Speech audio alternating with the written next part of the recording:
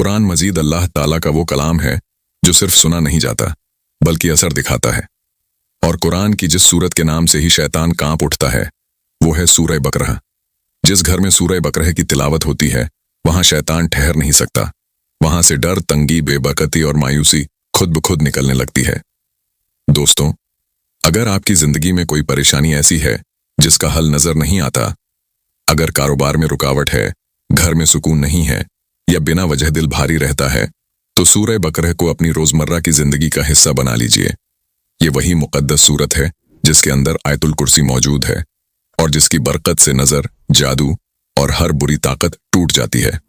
جو لوگ سورہ بقرہ کو دھیان سے سنتے ہیں ان کے گھروں میں رحمت اترتی ہے، ان کے دل مضبوط ہوتے ہیں اور ان کے حالات بدلنے لگتے ہیں۔ 1 مہینہ لگاتار اپنے گھر یا دکان میں اس کی مکمل تلاوت چلائیے، انشاءاللہ آپ خود دیکھیں گے کہ بند راستے کھل رہے ہیں اور برکت لوٹ رہی ہے۔ دوستوں، قرآن کی تلاوت کو کبھی ادھورا نہ چھوڑیں، پوری توجہ اور یقین کے ساتھ سنیے۔ تلاوت کے بعد اللہ سے اپنے دل کی دعا کیجیے اور یقین رکھیے اللہ اپنے کلام کی برکت کبھی خالی نہیں لوٹاتا۔ آئیے اب سورہ بقرہ کی مقدس تلاوت سنیں اور اپنے گھر، کاروبار اور زندگی کو اللہ کے نور سے بھر دیں۔ اس ویڈیو کو آگے ضرور شیئر کریں تاکہ اور لوگ بھی اس رحمت سے فائدہ اٹھا سکیں۔ اعوذ باللہ من الشیطان الرجیم، بسم اللہ الرحمن الرحیم۔ الف لام میم، ذلك الكتاب لا ريب فيه هدى للمتقين الذين يؤمنون بالغيب ويقيمون الصلاة ومما رزقناهم ينفقون والذين يؤمنون بما أنزل إليك وما أنزل من قبلك وبالآخرة هم يوقنون أولئك على هدى من ربهم وأولئك هم المفلحون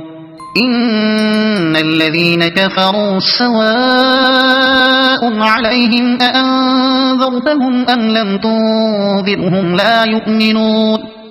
ختم الله على قلوبهم وعلى سمعهم وعلى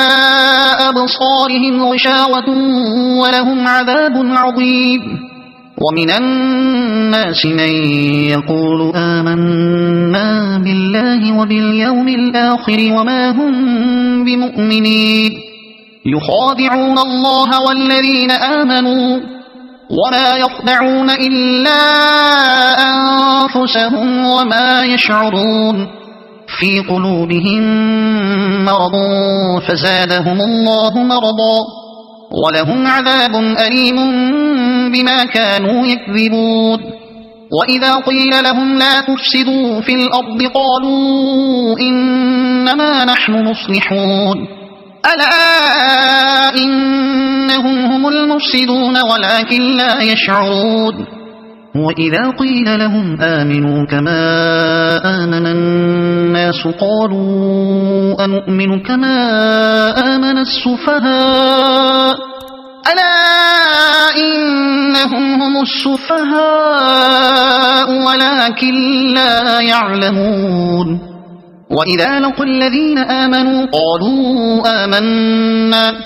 وإذا خلوا إلى شياطينهم قالوا إنا معكم إنما نحن مستهزئون الله يستهزئ بهم ويمدهم في طغيانهم يعمهون أولئك الذين اشتروا الضلالة بالهدى فما ربحت تجارتهم وما كانوا مهتدين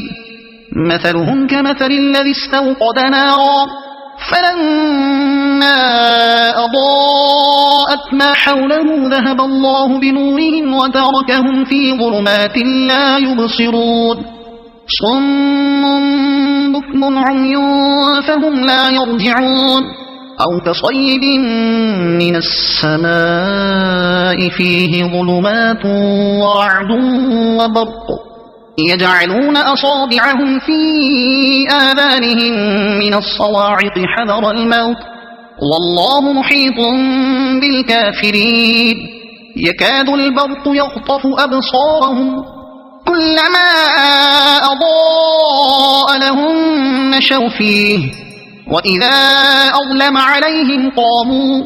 ولو شاء الله لذهب بسمعهم وأبصارهم إن الله على كل شيء قدير يا أيها الناس اعبدوا ربكم الذي خلقكم والذين من قبلكم لعلكم تتقون الذي جعل لكم الأرض فراشا والسماء بناء وأنزل من السماء ماء فأخرج به من الثمرات رزقا لكم فلا تجعلوا لله أندادا وأنتم تعلمون وإن كنتم في ريب مما نزلنا على عبدنا فأتوا بسورة من مثله وادعوا شهداءكم من دون الله إن كنتم صادقين فإن لم تفعلوا ولن تفعلوا فاتقوا النار التي وقودها الناس والحجارة أعدت للكافرين وبشر الذين آمنوا وعملوا الصالحات أن لهم جنات تجري من تحتها الأنهار كلما رزقوا منها من ثمرة رزقا قالوا هذا الذي رزقنا من قبل وأتوا به متشابها ولهم فيها أزواج مطهرة وهم فيها خالدون إن الله لا يستحيي أن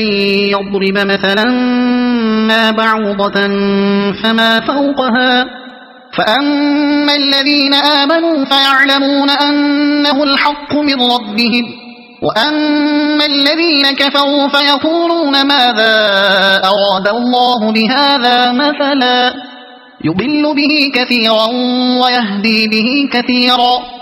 وما يضل به إلا الفاسقين الذين ينقضون عهد الله من بعد ميثاقه ويقطعون ما أمر الله به أن يوصل ويفسدون في الأرض أولئك هم الخاسرون كيف تكفرون بالله وكنتم أمواتا فأحياكم ثم يميتكم ثم يحييكم ثم إليه ترجعون هو الذي خلق لكم ما في الأرض جميعا ثم استوى إلى السماء فسواهن 7 سماوات وهو بكل شيء عليم وإذ قال ربك للملائكة إني جاعل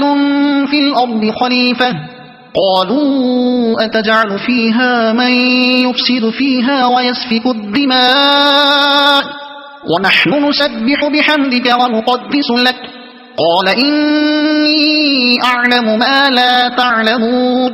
وعلم آدم الأسماء كلها ثم عرضهم على الملائكة فقال أنبئوني بأسماء هؤلاء إن كنتم صادقين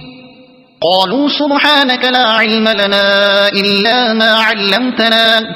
إنك أنت العليم الحكيم قال يا آدم أنبئهم بأسمائهم فلما أنبأهم بأسمائهم قال ألم أقل لكم إني أعلم غيب السماوات والأرض وأعلم ما تبدون وما كنتم تكتمون وإذ قلنا للملائكة اسجدوا لآدم فسجدوا إلا إبليس أبى واستكبر وكان من الكافرين وقلنا يا آدم اسكن أنت وزوجك الجنة وكلا منها رغدا حيث شئتما ولا تقربا هذه الشجرة فتكونا من الظالمين فأزلهما الشيطان عنها فأخرجهما مما كانا فيه وقلنا اهبطوا بعضكم لبعض عدو ولكم في الأرض مستقر ومتاع إلى حين فتلقى آدم من ربه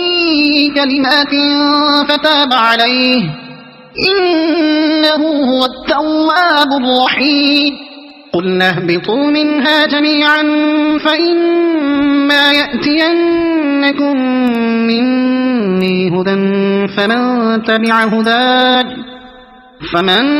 تبع هداي فلا خوف عليهم ولا هم يحزنون والذين كفروا وكذبوا بآياتنا أولئك أصحاب النار هم فيها خالدون يا بني إسرائيل اذكروا نعمتي التي أنعمت عليكم وأوفوا بعهدي أوف بعهدكم وإياي فارهبون وآمنوا بما أنزلت مصدقا لما معكم ولا تكونوا أول كافر به ولا تشتروا بآياتي ثمنا قليلا وإياي فاتقون ولا تلبسوا الحق بالباطل وتكتموا الحق وأنتم تعلمون وأقيموا الصلاة وآتوا الزكاة واركعوا مع الراكعين أتأمرون الناس بالبر وتنسون أنفسكم وأنتم تتلون الكتاب أفلا تعقلون واستعينوا بالصبر والصلاة وإنها لكبيرة إلا على الخاشعين الذين يظنون أنهم ملاقو ربهم وأنهم إليه راجعون يا بني إسرائيل اذكروا نعمتي التي أنعمت عليكم وأني فضلتكم على العالمين واتقوا يوما لا تجزي نفس عن نفس شيئا ولا يقبل منها شفاعة ولا يؤخذ منها عدل ولا هم ينصرون وإذ نجيناكم من آل فرعون يسومونكم سوء العذاب يذبحون أبناءكم ويستحيون نساءكم وفي ذلكم بلاء من ربكم عظيم وإذ فرقنا بكم البحر فأنجيناكم وأغرقنا آل فرعون وأنتم تنظرون وإذ واعدنا موسى 40 ليلة ثم اتخذتم العجل من بعده وأنتم ظالمون ثم عفونا عنكم من بعد ذلك لعلكم تشكرون وإذ آتينا موسى الكتاب والفرقان لعلكم تهتدون وإذ قال موسى لقومه يا قوم إنكم ظلمتم أنفسكم باتخاذكم العجل فتوبوا إلى بارئكم فاقتلوا أنفسكم ذلكم خير لكم عند بارئكم فتاب عليكم إنه هو التواب الرحيم وإذ قلتم يا موسى لن نؤمن لك حتى نرى الله جهرة فأخذتكم الصاعقة وأنتم تنظرون ثم بعثناكم من بعد موتكم لعلكم تشكرون وظللنا عليكم الغمام وأنزلنا عليكم المن والسلوى كلوا من طيبات ما رزقناكم وما ظلمونا ولكن كانوا أنفسهم يظلمون وإذ قلنا ادخلوا هذه القرية فكلوا منها حيث شئتم رغدا وادخلوا الباب سجدا وقولوا حطة نغفر لكم خطاياكم وسنزيد المحسنين فبدل الذين ظلموا قولا غير الذي قيل لهم فأنزلنا على الذين ظلموا رجزا من السماء بما كانوا يفسقون وإذ استسقى موسى لقومه فقل اضرب بعصاك الحجر فانفجرت منه 12 عينا قد علم كل أناس مشربهم كلوا واشربوا من رزق الله ولا تعثوا في الأرض مفسدين وإذ قلتم يا موسى لن نصبر على طعام واحد فادع لنا ربك يخرج لنا مما تنبت الأرض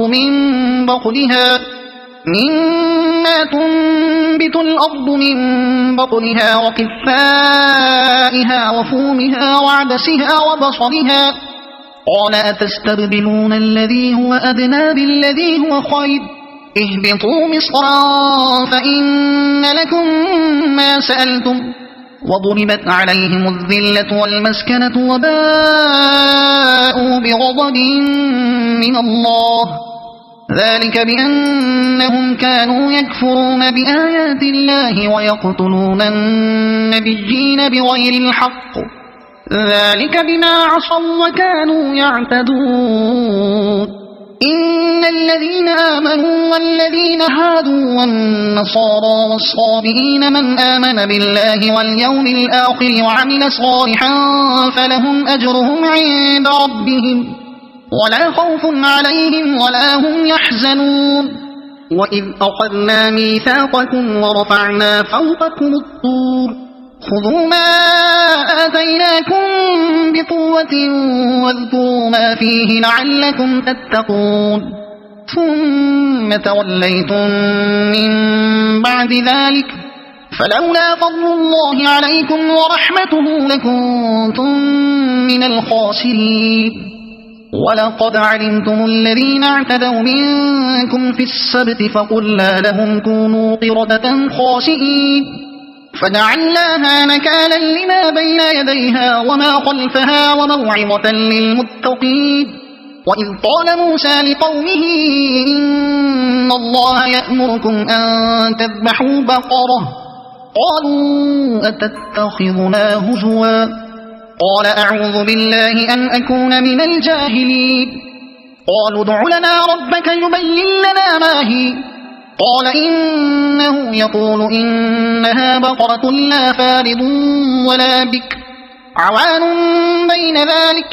فافعلوا ما تؤمرون قالوا ادع لنا ربك يبين لنا ما لونها قال إنه يقول إنها بقرة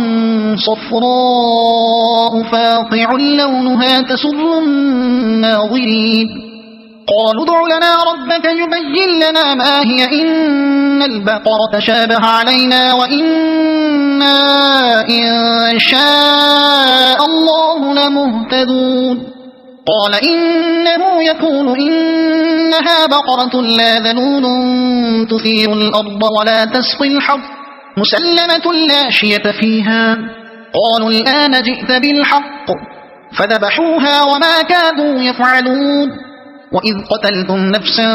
فادارأتم فيها والله مخرج ما كنتم تكتمون فقلنا اضربوه ببعضها كذلك يحيي الله الموتى ويريكم آياته لعلكم تعقلون ثم قست قلوبكم من بعد ذلك فهي كالحجارة أو أشد قسوة وإن من الحجارة لما يتفجر منه الأنهار وإن منها لما يشقق فيخرج منه الماء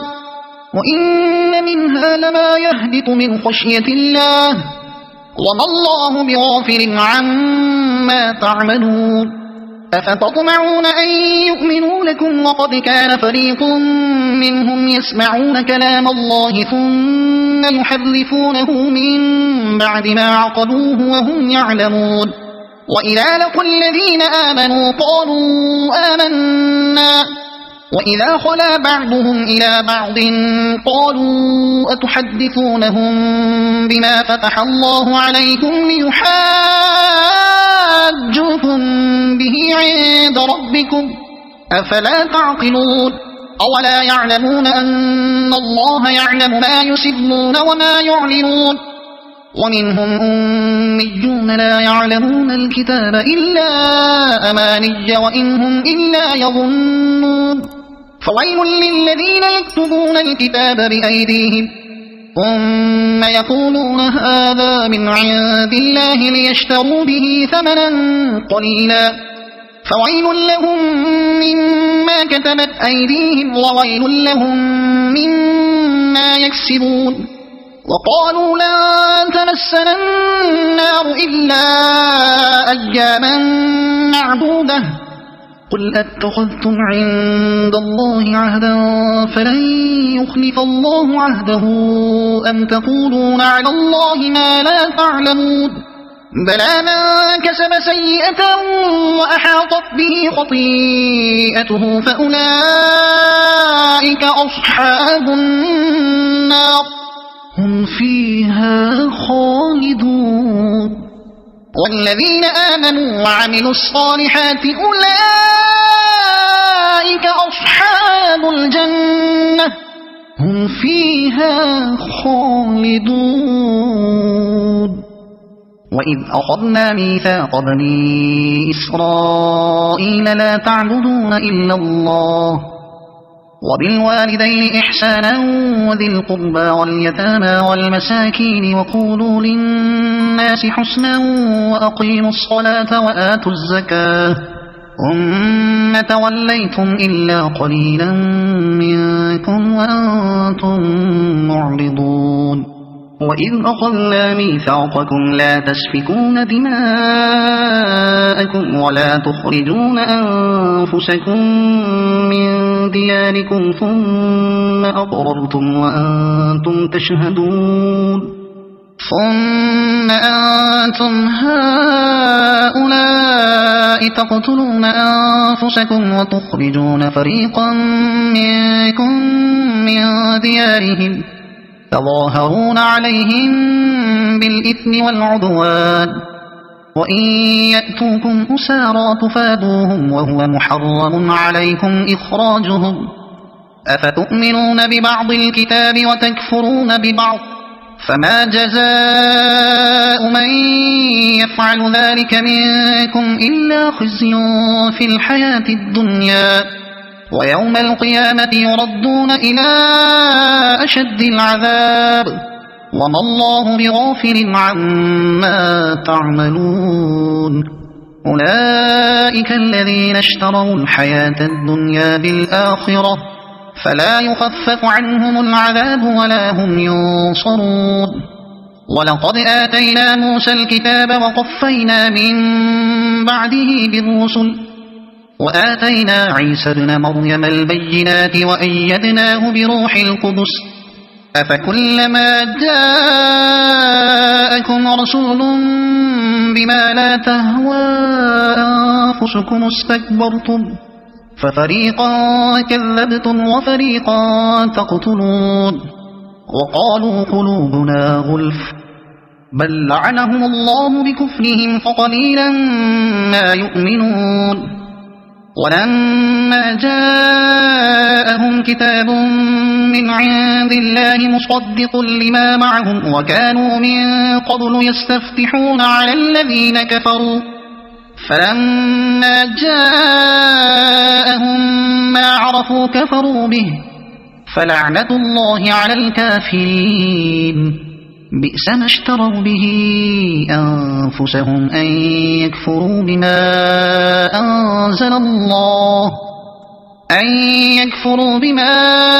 أنزل الله بغيا أن ينزل الله من فضله على من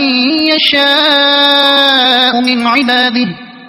فباءوا بغضب على غضب وللكافرين عذاب مهين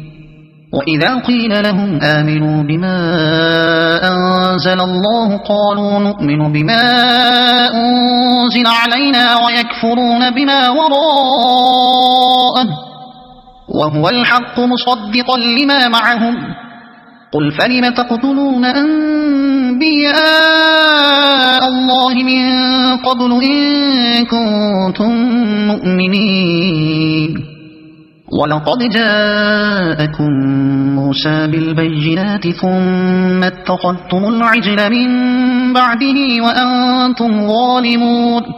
وإذ أخذنا ميثاقكم ورفعنا فوقكم الطور خذوا ما آتيناكم بقوة واسمعوا قالوا سمعنا وعصينا وأشربوا في قلوبهم العجل بكفرهم قل بئس ما يأمركم به إيمانكم إن كنتم مؤمنين قل إن كانت لكم الدار الآخرة عند الله خالصة من دون الناس فتمنوا الموت إن كنتم صادقين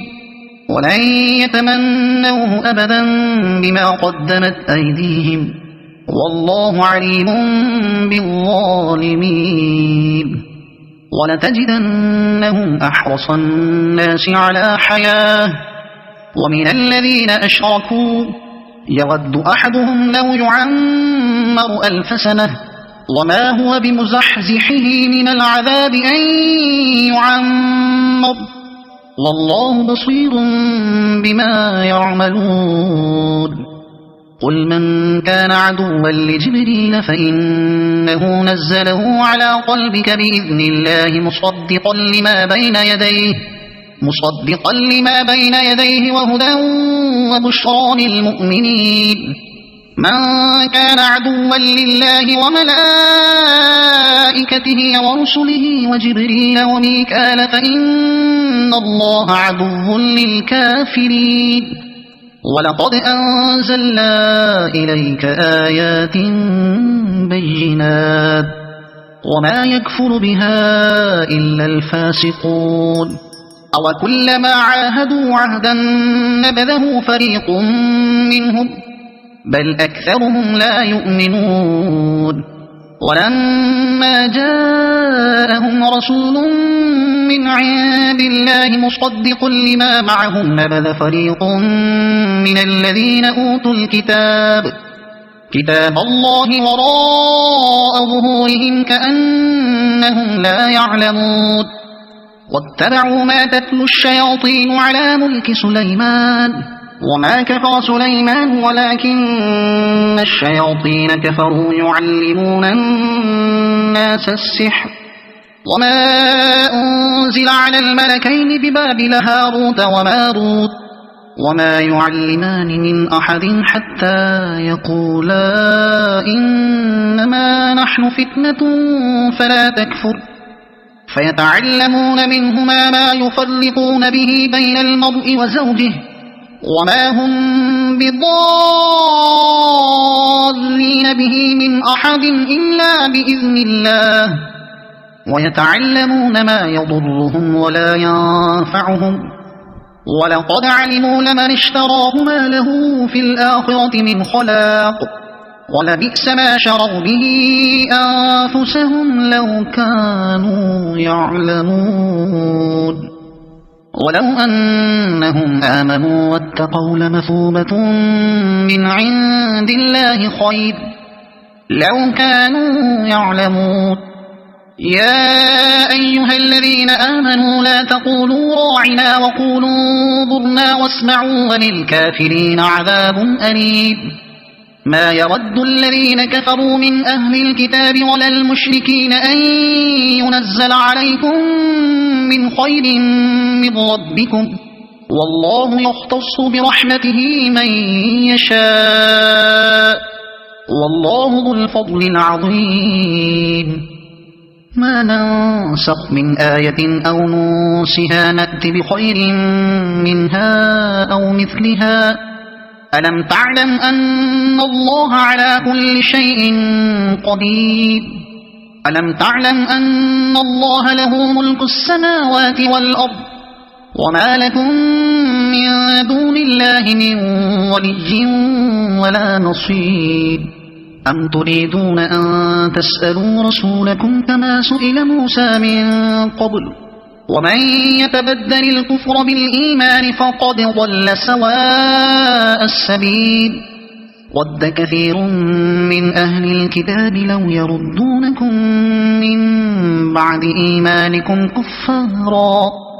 حسدا من عند أنفسهم من بعد ما تبين لهم الحق فاعفوا واصفحوا حتى يأتي الله بأمره إن الله على كل شيء قدير وأقيموا الصلاة وآتوا الزكاة وما تقدموا لأنفسكم من خير تجدوه عند الله إن الله بما تعملون بصير وقالوا لن يدخل الجنة إلا من كان هودا أو نصارى تلك أمانيهم قل هاتوا برهانكم إن كنتم صادقين بلى من أسلم وجهه لله وهو محسن فله أجره عند ربه ولا خوف عليهم ولا هم يحزنون وقالت اليهود ليست النصارى على شيء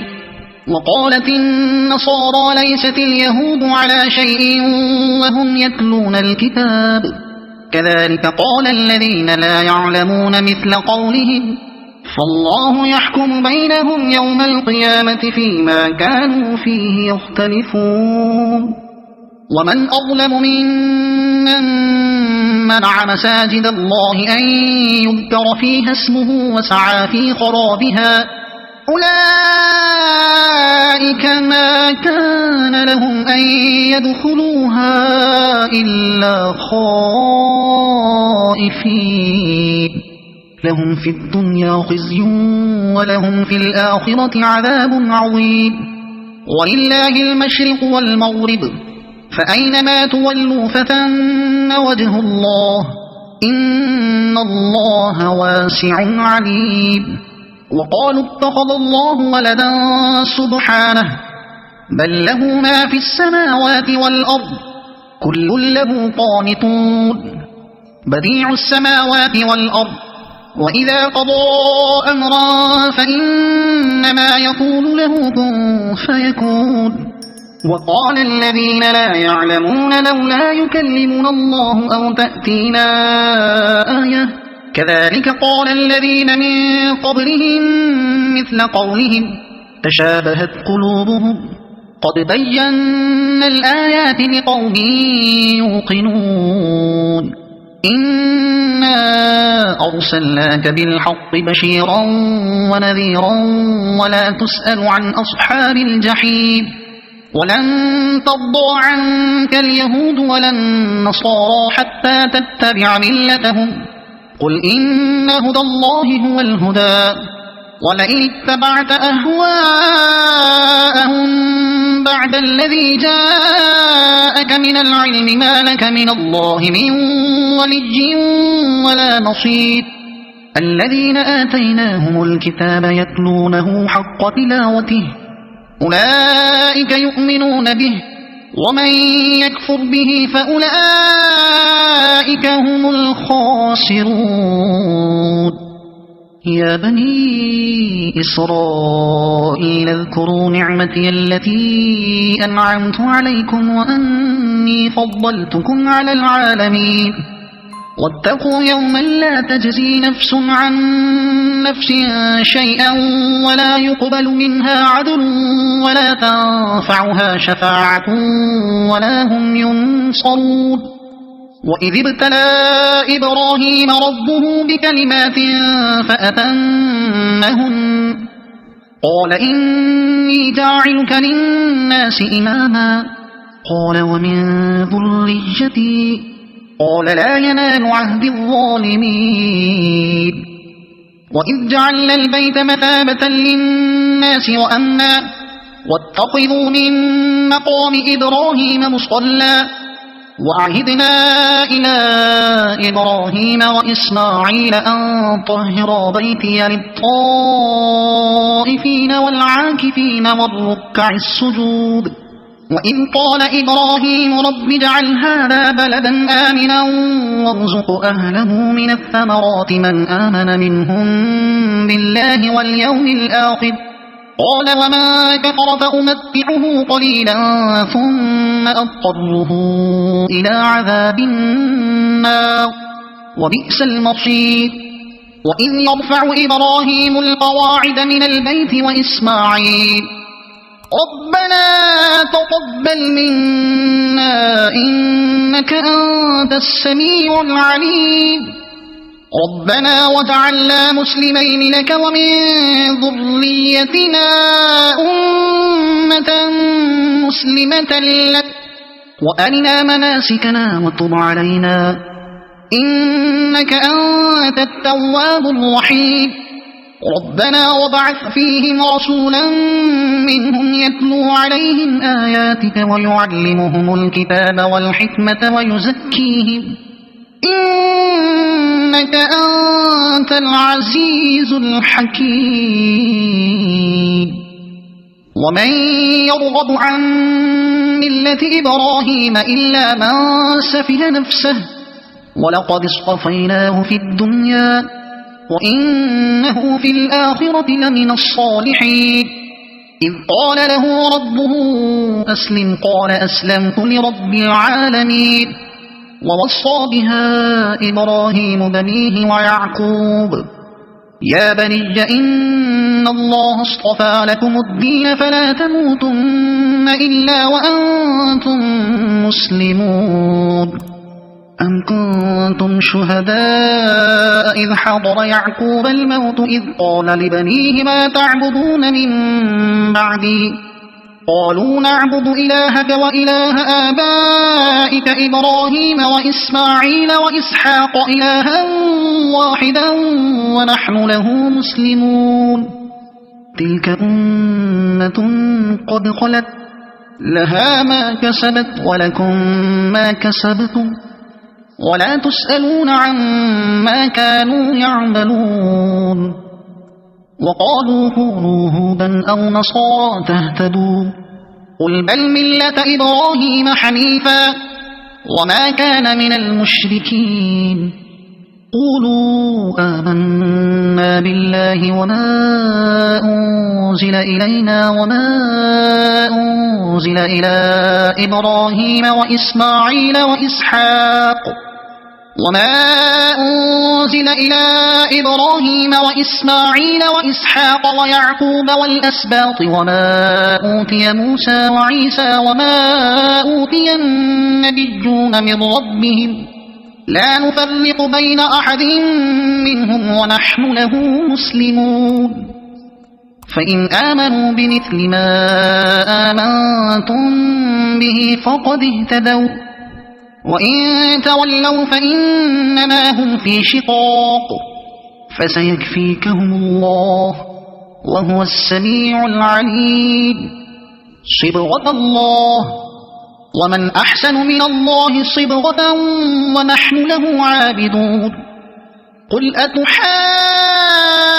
أتحاجوننا في الله وهو ربنا وربكم ولنا أعمالنا ولكم أعمالكم ونحن له مخلصون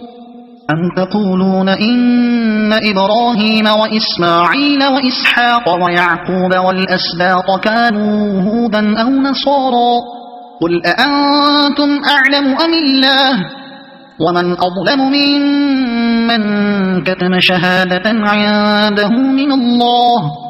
وما الله بغافل عما تعملون تلك أمة قد خلت لها ما كسبت ولكم ما كسبتم ولا تسألون عما كانوا يعملون سيقول السفهاء من الناس ما ولاهم عن قبلتهم التي كانوا عليها قل لله المشرق والمغرب يهدي من يشاء إلى صراط مستقيم وكذلك جعلناكم أمة وسطا لتكونوا شهداء على الناس ويكون الرسول عليكم شهيدا وما جعلنا القبلة التي كنت عليها إلا لنعلم من يتبع الرسول ممن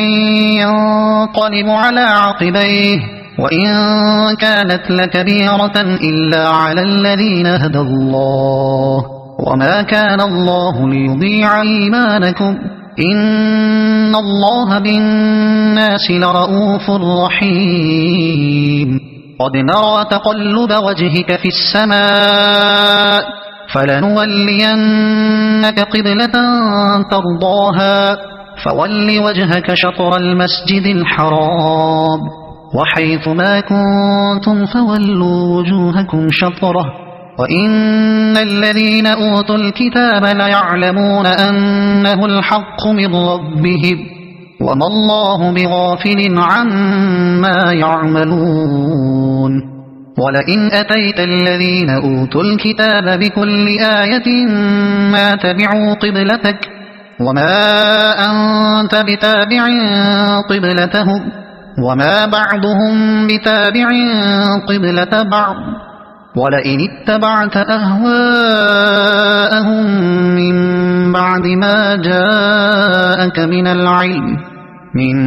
بعد ما جاءك من العلم إنك إذا لمن الظالمين الذين آتيناهم الكتاب يعرفونه كما يعرفون أبناءهم وإن فريقا منهم ليكتمون الحق وهم يعلمون الحق من ربك فلا تكونن من الممترين ولكل وجهة هو موليها فاستبقوا الخيرات أينما تكونوا يأت بكم الله جميعا إن الله على كل شيء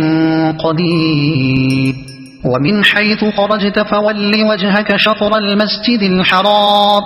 وإنه للحق من ربك وما الله بغافل عما تعملون ومن حيث خرجت فول وجهك شطر المسجد الحرام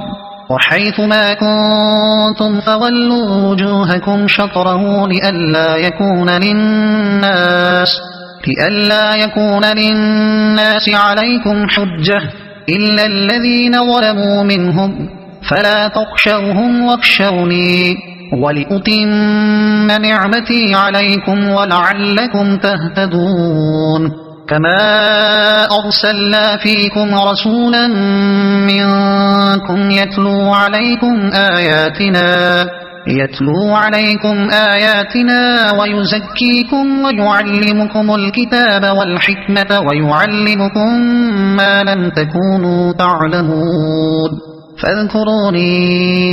أذكركم واشكروا لي ولا تكفرون يا أيها الذين آمنوا استعينوا بالصبر والصلاة إن الله مع الصابرين ولا تقولوا لمن يقتل في سبيل الله أموات بل أحياء ولكن لا تشعرون ولنبلونكم بشيء من الخوف والجوع ونقص من الأموال والأنفس والثمرات وبشر الصابرين الذين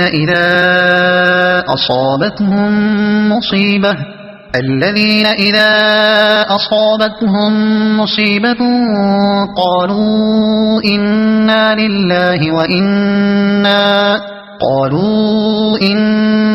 لله وإنا إليه راجعون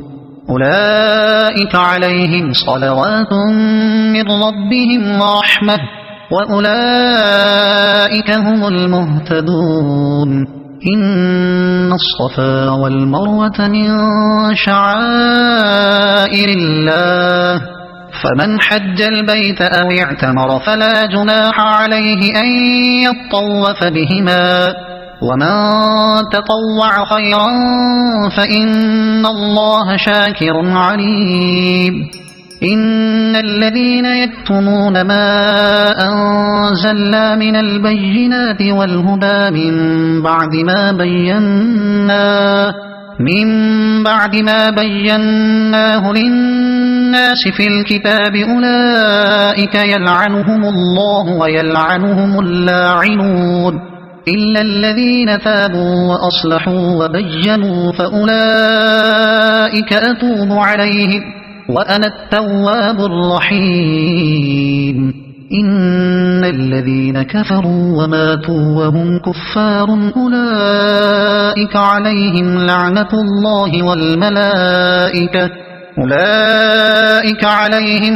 الله والملائكة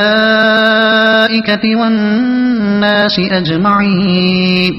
خالدين فيها لا يخفف عنهم العذاب ولا هم ينظرون وإلهكم إله واحد لا إله إلا هو الرحمن الرحيم إن في خلق السماوات والأرض واختلاف الليل والنهار والفلك التي تجري في البحر بما ينفع الناس وما أنزل الله من السماء من ماء فأحيا به الأرض بعد موتها وبث فيها من كل دابة وتصريف الرياح والسحاب المسخر بين السماء والأرض لآيات لقوم يعقلون ومن الناس من يتخذ من دون الله أندادا يحبونهم كحب الله والذين آمنوا أشد حبا لله ولو يرى الذين ظلموا إذ يرون العذاب أن القوة لله جميعا وأن الله شديد العذاب إذ تبرأ الذين اتبعوا من الذين اتبعوا ورأوا العذاب وتقطعت بهم الأسباب وقال الذين اتبعوا لو أن لنا كرة فنتبرأ منهم كما تبرأوا منا كذلك يريهم الله أعمالهم حسرات عليهم وما هم بخارجين من النار يا أيها الناس كلوا مما في الأرض حلالا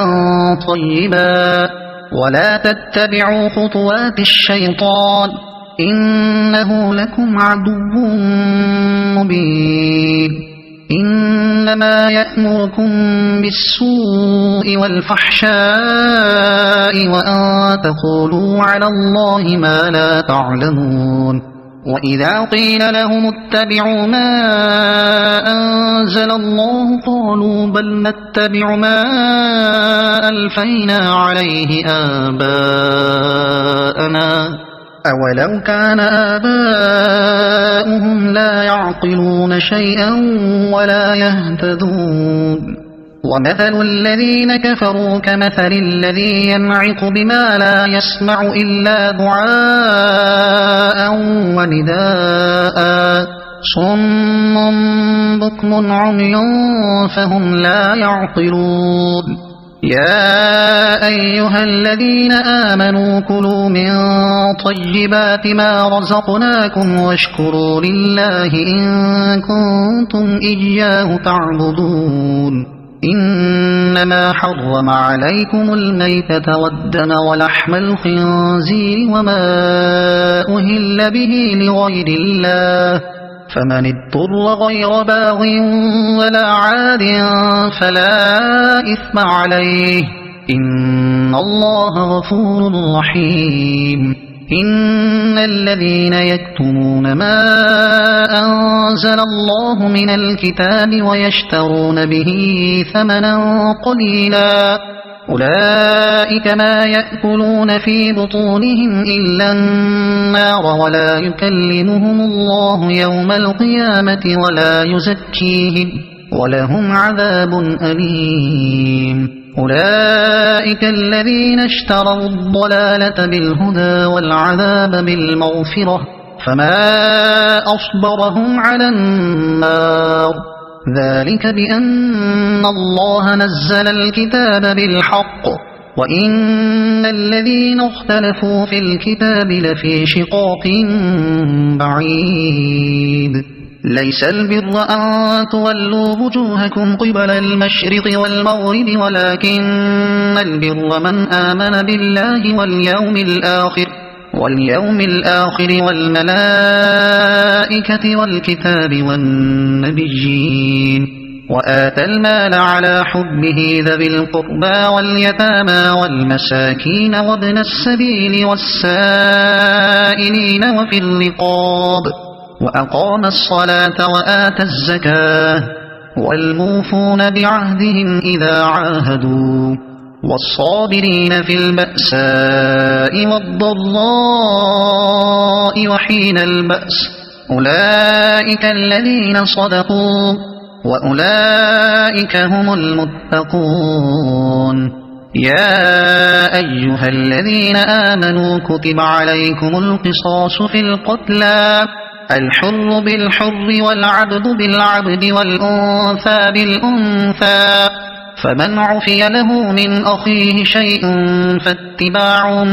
بالمعروف وأداء إليه بإحسان ذلك تخفيف من ربكم ورحمة فمن اعتدى بعد ذلك فله عذاب أليم ولكم في القصاص حياة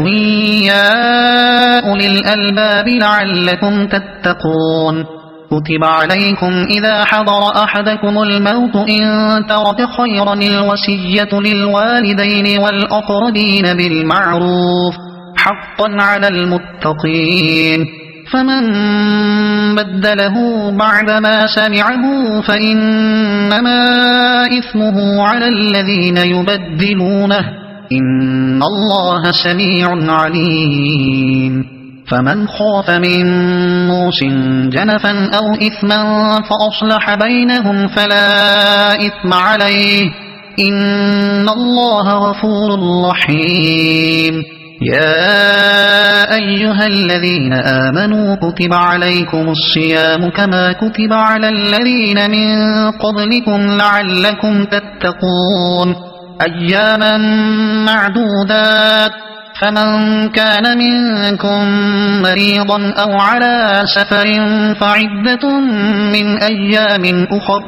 وعلى الذين يطيقونه فدية طعام مسكين فمن تطوع خيرا فهو خير له وأن تصوموا خير لكم إن كنتم تعلمون شهر رمضان الذي أنزل فيه القرآن هدى للناس وبينات من الهدى والفرقان فمن شهد منكم الشهر فليصمه ومن كان مريضا أو على سفر فعدة من أيام أخر يريد الله بكم اليسر ولا يريد بكم العسر ولتكملوا العدة ولتكبروا الله على ما هداكم ولعلكم تشكرون وإذا سألك عبادي عني فإني قريب أجيب دعوة الداع إذا دعان فليستجيبوا لي وليؤمنوا بي لعلهم يرشدون أحل لكم ليلة الصيام الرفث إلى نسائكم هن لباس لكم وأنتم لباس لهن علم الله أنكم كنتم تختانون أنفسكم فتاب عليكم وعفى عنكم فالآن باشروهن وابتغوا ما كتب الله لكم وكلوا واشربوا حتى يتبين لكم الخيط الأبيض من الخيط الأسود من الفجر ثم أتموا الصيام إلى الليل ولا تباشروهن وأنتم عاكفون في المساجد تلك حدود الله فلا تقربوها كذلك يبين الله آياته للناس لعلهم يتقون ولا تأكلوا أموالكم بينكم بالباطل وتدلوا بها إلى الحكام لتأكلوا فريقا من أموال الناس بالإثم وأنتم تعلمون. يسألونك عن الأهلة قل هي مواقيت للناس والحج وليس البر بأن تأتوا البيوت من ظهورها ولكن البر من اتقى وأتوا البيوت من أبوابها واتقوا الله لعلكم تفلحون. وقاتلوا في سبيل الله الذين يقاتلونكم ولا تعتدوا إن الله لا يحب المعتدين. واقتلوهم حيث ثقفتموهم وأخرجوهم من حيث أخرجوكم والفتنة أشد من القتل ولا تقاتلوهم عند المسجد الحرام حتى يقاتلوكم فيه فإن قاتلوكم فاقتلوهم كذلك جزاء الكافرين. فإن انتهوا فإن الله غفور رحيم. وقاتلوهم حتى لا تكون فتنة ويكون الدين لله فإن انتهوا فلا عدوان إلا على الظالمين. الشهر الحرام بالشهر الحرام والحرمات قصاص فمن اعتدى عليكم فاعتدوا عليه بمثل ما اعتدى عليكم واتقوا الله واعلموا أن الله مع المتقين. وأنفقوا في سبيل الله ولا تلقوا بأيديكم إلى التهلكة وأحسنوا إن الله يحب المحسنين. وأتموا الحج والعمرة لله فإن أحصرتم فما استيسر من الهدي ولا تحلقوا رؤوسكم حتى يبلغ الهدي محله فمن كان منكم مريضا أو به أذى من رأسه ففدية من صيام أو صدقة أو نسك فإذا أمنتم فمن تمتع بالعمرة إلى الحج فما استيسر من الهدي فمن لم يجد فصيام 3 أيام في الحج و7 إذا رجعتم تلك 10 كاملة ذلك لمن لم يكن أهله حاضر المسجد الحرام. واتقوا الله واعلموا أن الله شديد العقاب. الحج أشهر معلومات فمن فرض فيهن الحج فلا رفث ولا فسوق ولا جدال في الحج وما تفعلوا من خير يعلمه الله وتزودوا فإن خير الزاد التقوى واتقون يا أولي الألباب. ليس عليكم جناح أن تبتغوا فضلا من ربكم فإذا أفضتم من عرفات فاذكروا الله عند المشعر الحرام واذكروه كما هداكم وإن كنتم من قبله لمن الضالين. ثم أفيضوا من حيث أفاض الناس واستغفروا الله إن الله غفور رحيم. فإذا قضيتم مناسككم فاذكروا الله كذكركم آباءكم أو أشد ذكرا فمن الناس من يقول ربنا آتنا في الدنيا وما له في الآخرة من خلاق ومنهم من يقول ربنا آتنا في الدنيا حسنة وفي الآخرة حسنة وقنا عذاب النار. أولئك لهم نصيب مما كسبوا والله سريع الحساب. واذكروا الله في أيام معدودات فمن تعجل في يومين فلا إثم عليه ومن تأخر فلا إثم عليه لمن اتقى واتقوا الله واعلموا أنكم إليه تحشرون ومن الناس من يعجبك قوله في الحياة الدنيا ويشهد الله على ما في قلبه وهو ألد الخصام وإذا تولى سعى في الأرض ليفسد فيها ويهلك الحرث والنسل والله لا يحب الفساد وإذا قيل له اتق الله أخذته العزة بالإثم فحسبه جهنم ولبئس المهاد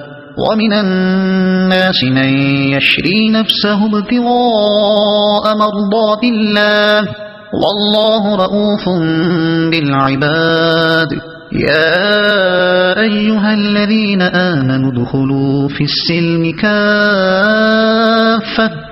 ولا تتبعوا خطوات الشيطان إنه لكم عدو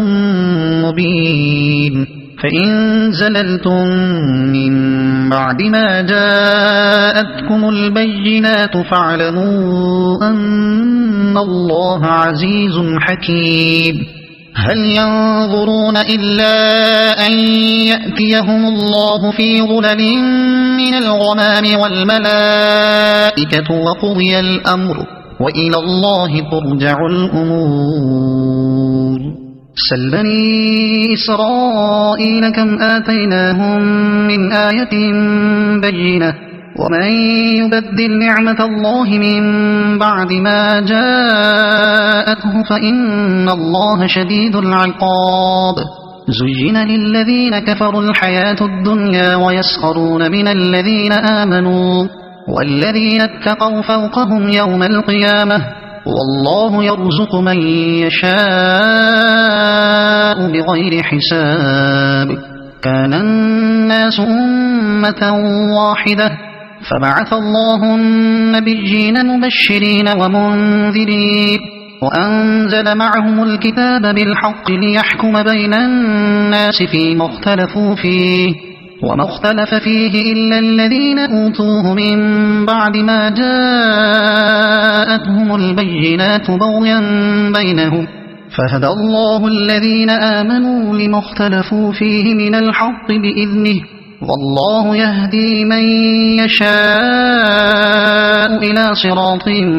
مستقيم أم حسبتم أن تدخلوا الجنة ولما يأتكم مثل الذين خلوا من قبلكم مستهم البأساء والضراء وزلزلوا حتى يقول الرسول والذين آمنوا معه متى نصر الله ألا إن نصر الله قريب يسألونك ماذا ينفقون قل ما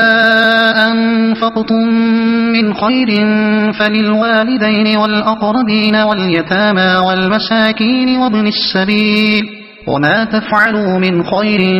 فإن الله به عليم كتب عليكم القتال وهو كره لكم وعسى أن تكرهوا شيئا وهو خير لكم وعسى أن تحبوا شيئا وهو شر لكم والله يعلم وأنتم لا تعلمون يسألونك عن الشهر الحرام قتال فيه قل قتال فيه كبير وصد عن سبيل الله وكفر به والمسجد الحرام وإخراج أهله منه أكبر عند الله والفتنة أكبر من القتل ولا يزالون يقاتلونكم حتى يردوكم عن دينكم إن استطاعوا ومن يرتد منكم عن دينه فيمت وهو كافر فأولئك حبطت أعمالهم في الدنيا والآخرة وأولئك أصحاب النار هم فيها خالدون إن الذين آمنوا والذين هاجروا وجاهدوا في سبيل الله في سبيل الله أولئك يرجون رحمة الله والله غفور رحيم يسألونك عن الخمر والميسر قل فيهما إثم كبير ومنافع للناس وإثمهما أكبر من نفعهما ويسألونك ماذا ينفقون قل العفو كذلك يبين الله لكم الآيات لعلكم تتفكرون في الدنيا والآخرة ويسألونك عن اليتامى قل إصلاح لهم خير وإن تخالطوهم فإخوانكم والله يعلم المفسد من المصلح ولو شاء الله لأعنتكم إن الله عزيز حكيم ولا تنكحوا المشركات حتى يؤمنوا ولأمة مؤمنة خير من مشركة ولو أعجبتكم ولا تنكحوا المشركين حتى يؤمنوا ولعبد مؤمن خير من مشرك ولو أعجبكم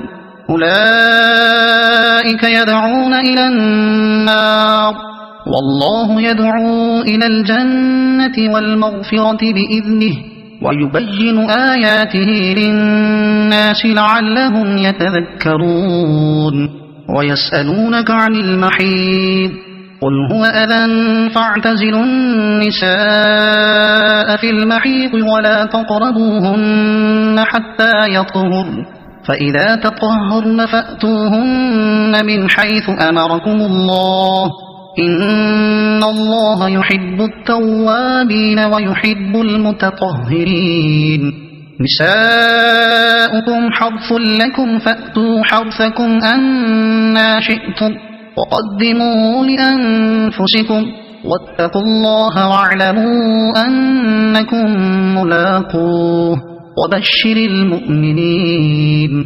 ولا تجعلوا الله عرضة لأيمانكم أن تبروا وتتقوا وتصلحوا بين الناس والله سميع عليم لا يؤاخذكم الله باللغو في أيمانكم ولكن يؤاخذكم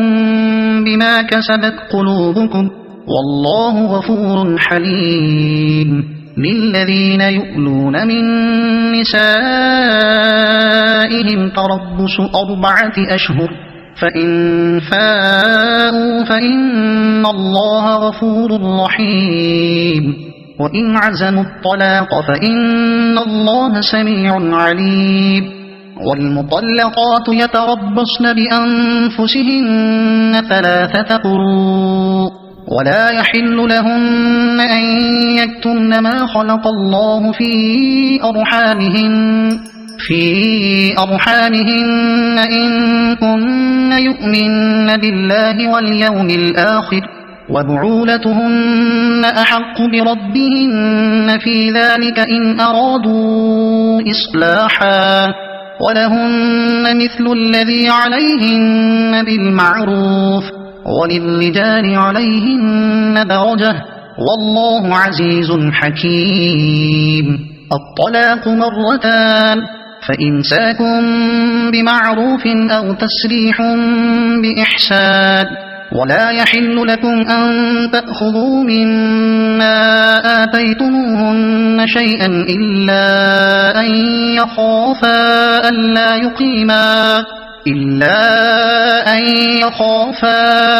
ألا يقيما حدود الله فإن خفتم ألا يقيما حدود الله فلا جناح عليهما فيما افتدت به تلك حدود الله فلا تعتدوها ومن يتعد حدود الله فأولئك هم الظالمون فإن طلقها فلا تحل له من بعد حتى تنكح زوجا غيره فإن طلقها فلا جناح عليهما أن يتراجعا إن ظنا أن يقيما حدود الله وتلك حدود الله يبجنها لقوم يعلمون وإذا طلقتم النساء فبلغن أجلهن فأمسكوهن بمعروف أو سرحوهن بمعروف ولا تمسكوهن ضرارا لتعتدوا ومن يفعل ذلك فقد ظلم نفسه ولا تتخذوا آيات الله هزوا واذكروا نعمة الله عليكم وما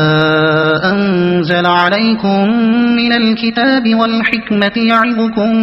به واتقوا الله واعلموا أن الله بكل شيء عليم وإذا طلقتم النساء فبلغن أجلهن فلا تعضلوهن أن ينكحن أزواجهن إذا تراضوا بينهم بالمعروف ذلك يوعظ به من كان منكم يؤمن بالله واليوم الآخر ذلكم أزكى لكم وأطهر والله يعلم وأنتم لا تعلمون والوالدات يرضعن أولادهن حولين كاملين لمن أراد أن يتم الرضاعة وعلى المولود له رزقهن وكسوتهن بالمعروف لا تكلف نفس إلا وسعها لا تضار والدة بولدها ولا مولود له بولده وعلى الوارث مثل ذلك فإن أرادا فصالا عن تراض منهما وتشاور فلا جناح عليهما وإن أردتم أن تسترضعوا أولادكم فلا جناح عليكم إذا سلمتم ما آتيتم بالمعروف واتقوا الله واعلموا أن الله بما تعملون بصير والذين يتوفون منكم ويذرون أزواجا يتربصن بأنفسهن 4 أشهر وعشرا فإذا بلغن أجلهن فلا جناح عليكم فيما فعلن في أنفسهن بالمعروف والله بما تعملون خبير ولا جناح عليكم فيما عرضتم به من خطبة النساء أو أكننتم في أنفسكم علم الله أنكم ستذكرونهن ولكن لا تواعدوهن سرا إلا أن تقولوا قولا معروفا ولا تعزموا عقدة النكاح حتى يبلغ الكتاب أجله واعلموا أن الله يعلم ما في أنفسكم فاحذروه واعلموا أن الله غفور حليم لا جناح عليكم إن طلقتم النساء ما لم تمسوهن أو تفرضوا لهن فريضة ومتعوهن على الموسع قدره وعلى المقتر قدره متاعا بالمعروف حقا على المحسنين وإن طلقتموهن من قبل أن تمسوهن وقد فرضتم لهن فريضة فنصف ما فرضتم إلا أن يعفون أو يعفو الذي بيده عقدة النكاح وأن تعفوا أقرب للتقوى ولا تنسوا الفضل بينكم إن الله بما تعملون بصير حافظوا على الصلوات والصلاة الوسطى وقوموا لله قانتين فإن خفتم فرجالا أو ركبانا فإذا أمنتم فاذكروا الله كما علمكم ما لم تكونوا تعلمون والذين يتوفون منكم ويذرون أزواجا وصية لأزواجهم متاعا إلى الحول غير إخراج فإن خرجن فلا جناح عليكم فيما فعل في أنفسهن من معروف والله عزيز حكيم وللمطلقات متاع بالمعروف حقا على المتقين كذلك يبين الله لكم آياته لعلكم تعقلون ألم تر إلى الذين خرجوا من ديارهم وهم ألوف حذر الموت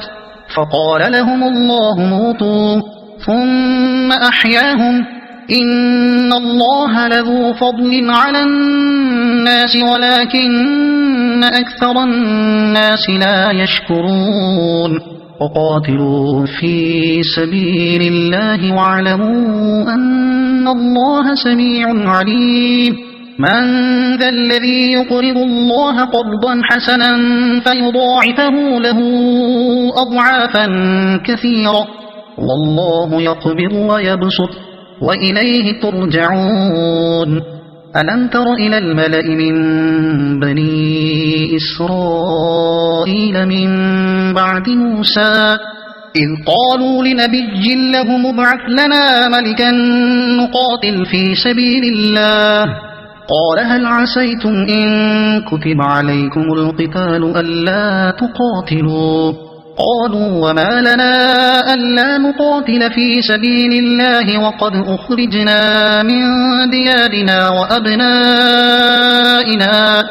فلما كتب عليهم القتال تولوا إلا قليلا منهم والله عليم بالظالمين وقال لهم نبيهم إن الله قد بعث لكم طالوت ملكا قالوا أنى يكون له الملك علينا ونحن أحق بالملك منه ولم يؤت سعة من المال قال إن الله اصطفاه عليكم وزاده بسطة في العلم والجسم والله يؤتي ملكه من يشاء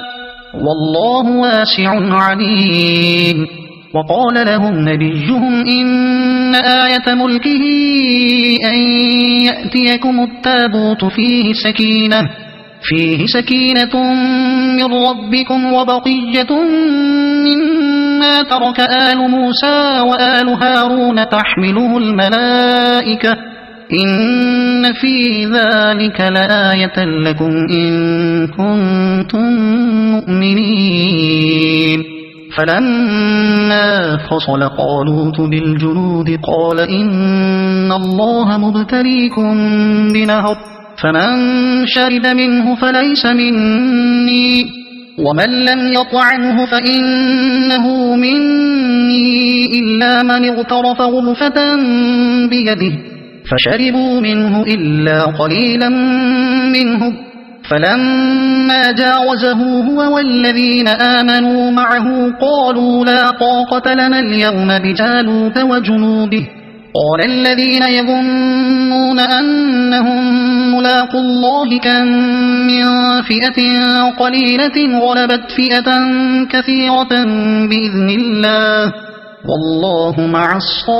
الصابرين ولما برزوا لجالوت وجنوده قالوا ربنا أفرغ علينا صبرا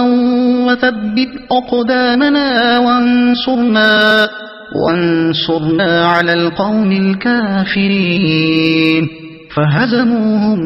بإذن الله وقتل داود جالوت وآتاه الله الملك والحكمة وعلمه مما يشاء ولولا دفع الله الناس بعضهم ببعض لفسدت الأرض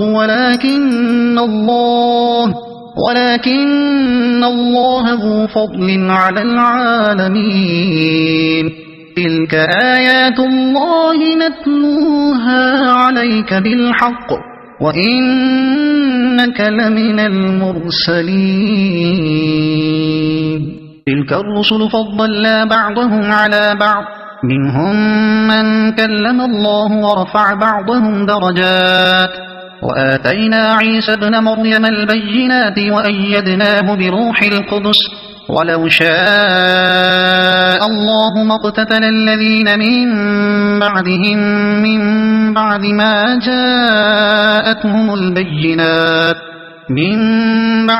جاءتهم البينات ولكن اختلفوا فمنهم من آمن ومنهم من كفر ولو شاء الله ما اقتتلوا ولكن الله يفعل ما يريد. يا أيها الذين آمنوا أنفقوا مما رزقناكم من قبل أن يأتي يوم لا بيع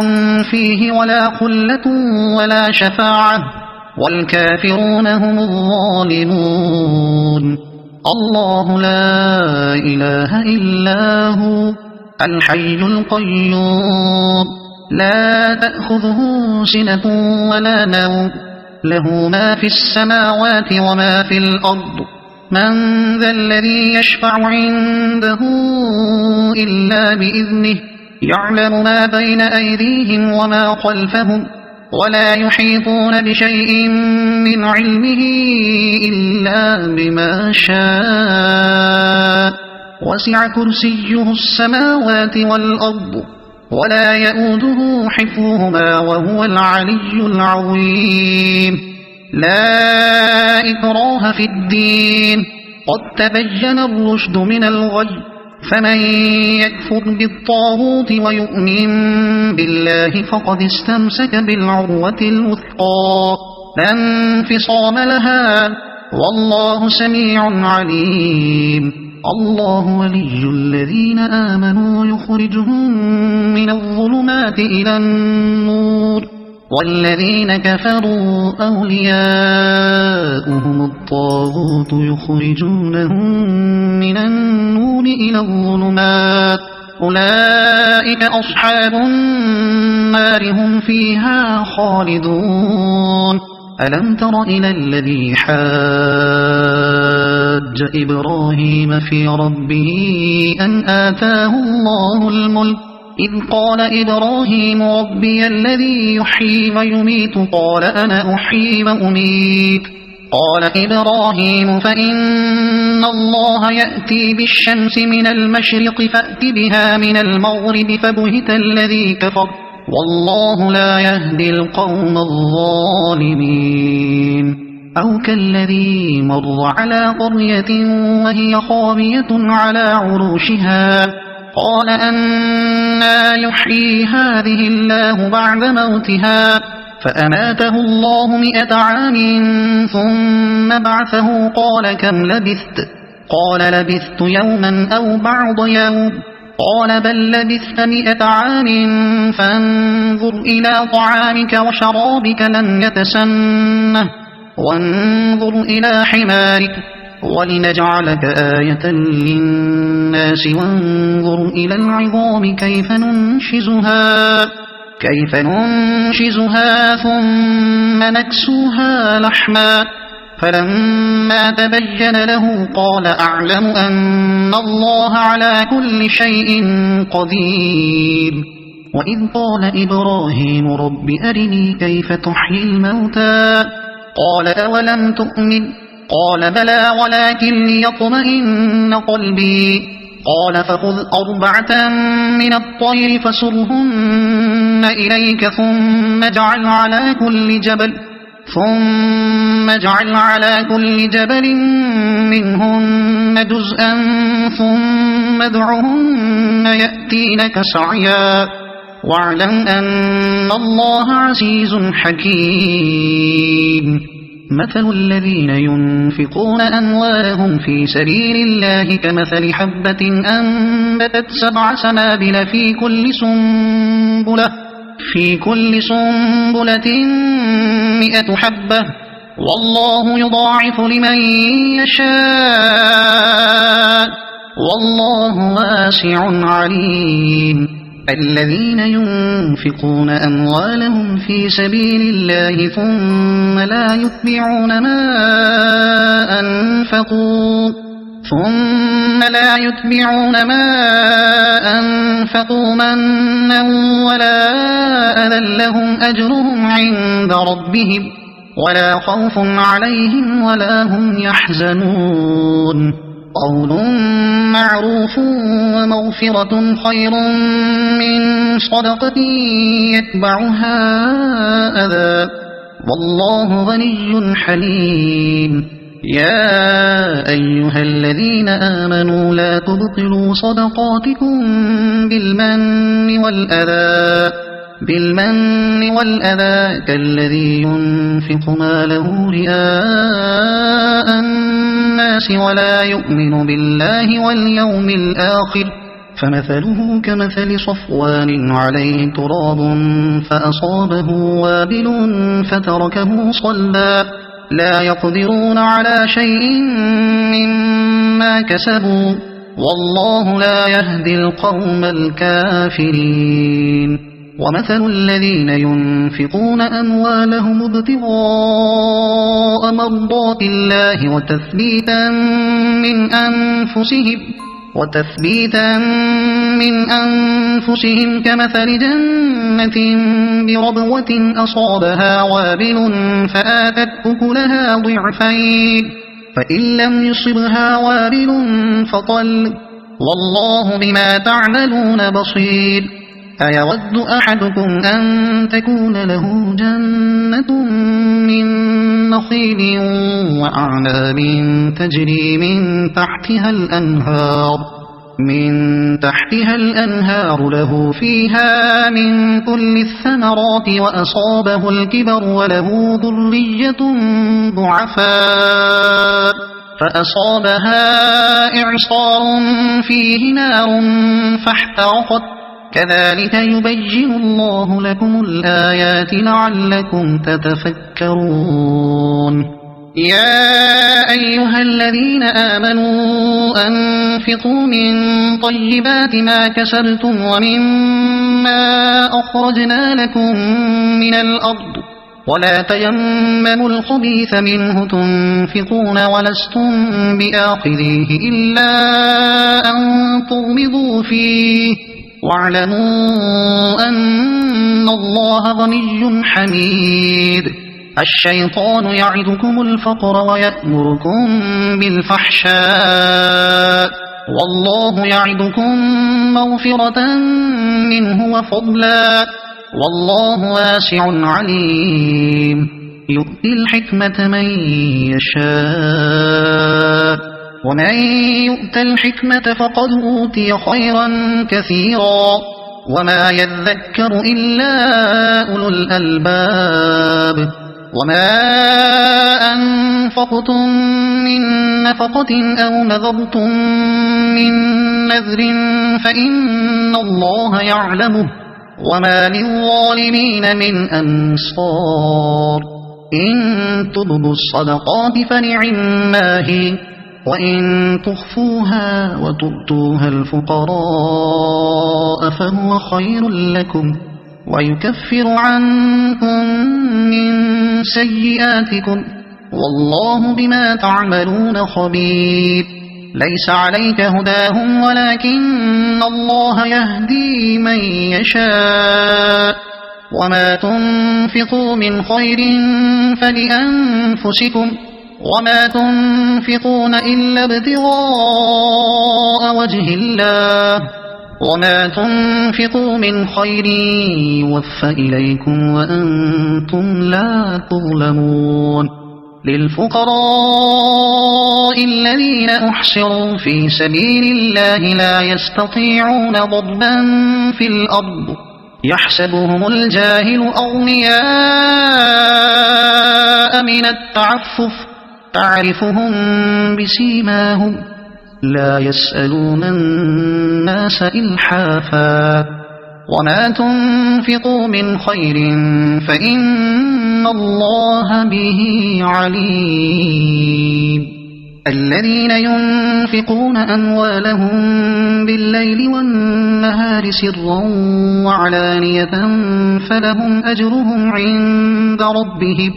ولا خوف عليهم ولا هم يحزنون الذين يأكلون الربا لا يقومون إلا كما يقوم الذي يتخبطه الشيطان من المس ذلك بأنهم قالوا إنما البيع مثل الربا وأحل الله البيع وحرم الربا فمن جاءه موعظة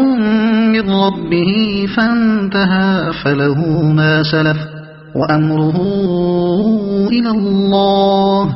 ومن عاد فأولئك أصحاب النار هم فيها خالدون يمحق الله الربا ويربي الصدقات والله لا يحب كل كفار أثيم إن الذين آمنوا وعملوا الصالحات وأقاموا الصلاة وآتوا الزكاة لهم أجرهم عند ربهم ولا خوف عليهم ولا هم يحزنون يا أيها الذين آمنوا اتقوا الله وذروا ما بقي من الربا إن كنتم مؤمنين فإن لم تفعلوا فأذنوا بحرب من الله ورسوله وإن تبتم فلكم رؤوس أموالكم لا تظلمون ولا تظلمون وإن كان ذو عسرة فنظرة إلى ميسرة وأن تصدقوا خير لكم إن كنتم تعلمون واتقوا يوما ترجعون فيه إلى الله ثم توفى كل نفس ما كسبت وهم لا يظلمون يا أيها الذين آمنوا إذا تداينتم بدين إلى أجل مسمى فاكتبوه وليكتب بينكم كاتب بالعدل ولا يأب كاتب أن يكتب كما علمه الله فليكتب وليملل الذي عليه الحق وليتق الله ربه ولا يبخس منه شيئا فإن كان الذي عليه الحق سفيها أو ضعيفا أو لا يستطيع أن يمل هو فليملل وليه بالعدل واستشهدوا شهيدين من رجالكم فإن لم يكونا رجلين فرجل وامرأتان ممن ترضون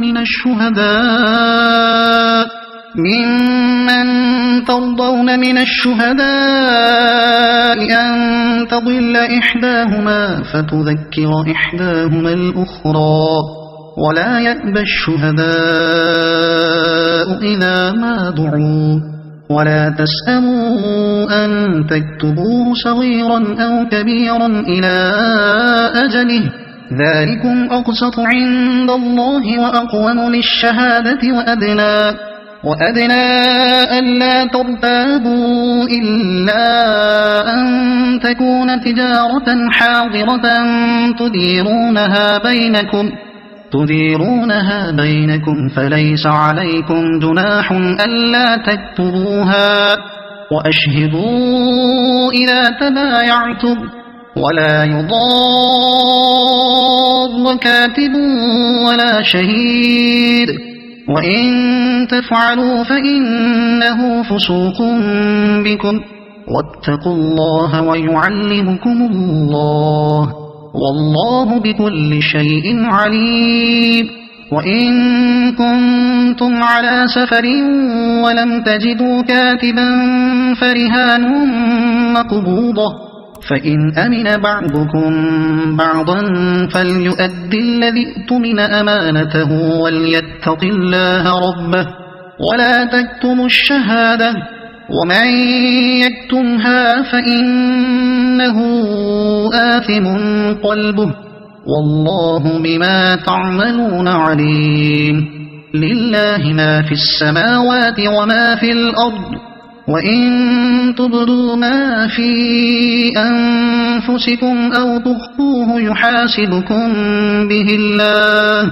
فيغفر لمن يشاء ويعذب من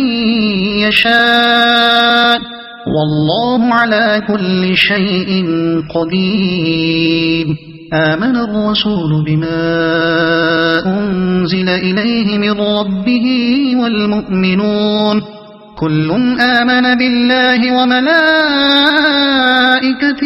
وكتبه ورسله لا نفرق بين أحد من رسله وقالوا سمعنا وأطعنا غفرانك ربنا وإليك المصير. لا يكلف الله نفسا إلا وسعها لها ما كسبت وعليها ما اكتسبت ربنا لا تؤاخذنا إن نسينا أو أخطأنا ربنا ولا تحمل علينا إصرا كما حملته على الذين من قبلنا ربنا ولا تحملنا ما لا طاقة لنا به واعف عنا واغفر لنا وارحمنا أنت مولانا فانصرنا على القوم الكافرين. صدق الله العظيم.